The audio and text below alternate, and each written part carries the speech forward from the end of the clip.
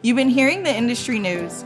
Crude fiber will no longer be listed on pet food labels, and dietary fiber is now the gold standard. If you're a pet food manufacturer, here's what you need to know. Crude fiber has been the go-to method for pet food testing for over 100 years, but it's a relatively narrow analysis. It only measures a fraction of the actual fiber content and misses much of the fiber that really matters for digestion, satiety, and gut health. Dietary fiber is a more comprehensive test that includes soluble fiber, resistant starches, and prebiotic fibers, things which are nutritionally relevant for pets and the owners who care for them. That's why AAFCO updated the labeling requirements to require dietary fiber on pet food labels. It's not just a rule change, it's a nutrition information upgrade. When it comes to dietary fiber testing, the big question we get is, how do I know which test to use? It comes down to three things. What's in your formula? What kind of product are we testing? And what claims are you wanting to make on your label?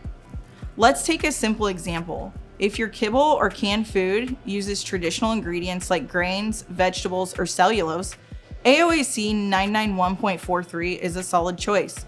It covers soluble and insoluble fiber and is AAFCO's recommended method. But if you're working with added prebiotics, resistant starches, or more functional ingredients, you might need something more advanced like AAFCO 2009.01, which is a method that can accommodate prebiotic blends and resistant starches. AAFCO 991.43 is the go-to method for most pet foods, and for good reason. It's well established and widely used, but it doesn't catch everything.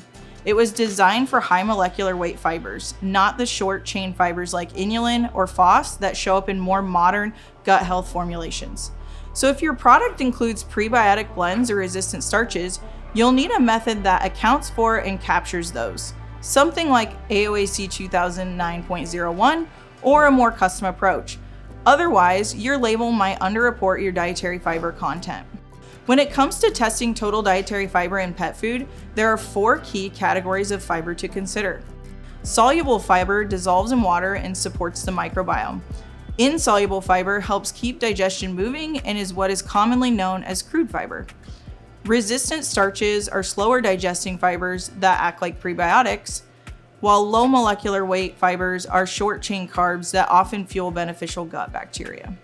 Your ingredient list will help determine what type of fiber you have, and that also helps determine what type of testing you need. When it comes to testing pet food, having a partner that understands your product is crucial. Pet matrices behave differently. Fiber binds and breaks down in unique ways depending on whether the product is a dry kibble, an extruded treat, or a raw matrix.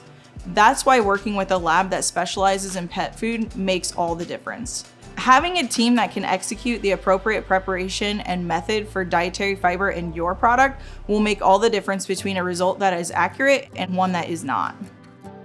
At the end of the day, your label is a promise. Choosing the right fiber test means you're not just meeting the requirement. You're giving pet owners and veterinarians the most accurate, honest picture of what's in your product. Don't test to check a box, test to tell the truth. If you're not sure which method is right for your product, let's talk. Our team here at the Eurofins Nutrition Analysis Center would be happy to help.